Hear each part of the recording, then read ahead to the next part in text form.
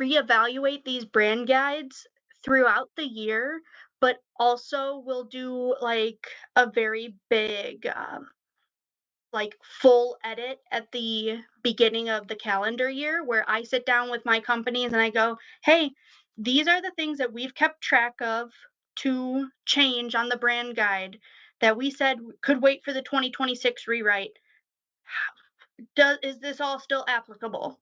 And they'll go, "Yes, we got a new product line. We need these personas rewritten." So we kind of keep like running edits during the year, and then we make a big change. Um, and if it's a big enough edit that it needs to be done mid-year, we'll do it.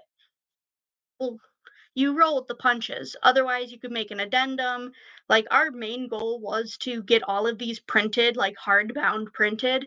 And now we're like, maybe we should do them in a binder so we can switch out pages. Single, you know, That's really smart. because Yeah, things especially change.